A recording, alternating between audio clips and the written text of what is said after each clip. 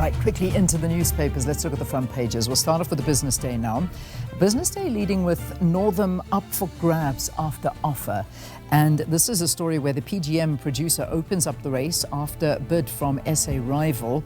And this race on to buy Northam Platinum valued at 122 billion rand on the JSE after the group said it had received an unsolicited offer from one of its biggest rivals in South Africa.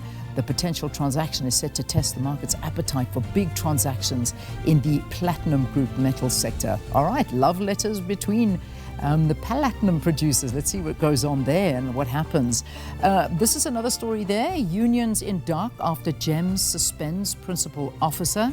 That's the board of GEMS. That's the government employees medical scheme, placing its principal officer Stan Mulwabi on precautionary suspension pending the completion of an internal administrative process yesterday.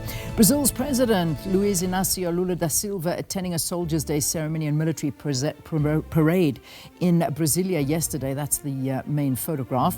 The brutal test, Creel says, box face, win or bust. Yes, indeed, we're all holding on, hoping for the best out of Saturday's one.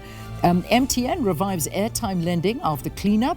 Ripple effects of failed talks and the food basket eases and pressure persists. All right, there we go. That's the front page of the Business Day. Look at the Daily Dispatch now. Cops zero in on fifth suspect in Tete murder. A big story that I think really has shocked everybody. Hunt on for man believed to be driver of the getaway car used after shooting of the world former champion. The photograph that they've got there is a beautiful photograph. A newborn humpback whale calf spotted alongside its mother in Glengariff on Monday. The spectacular drone footage was captured just 300 meters off the shore. Imagine how beautiful. Then Ciskei era Bulembu Airport to become an international export hub.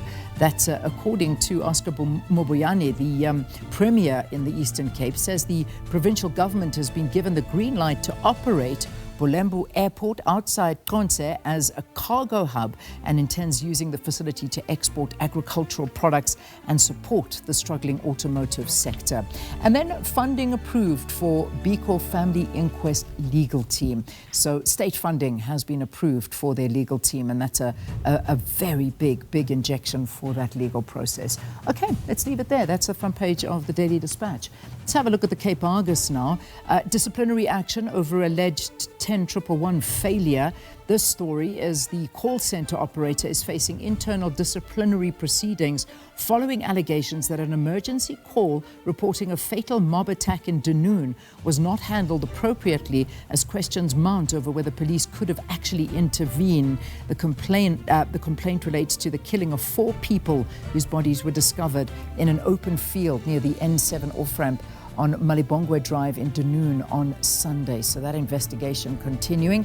Sea Point Promenade rules tighten over 8 km/h e-scooter limit. Oh, wow. Okay, there you go. Only 8 kilometers an hour.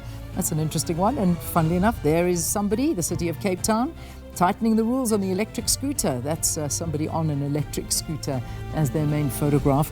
And then, of course, there is the bottom story there. Kachalia highlights scant benefits of SANDF deployment.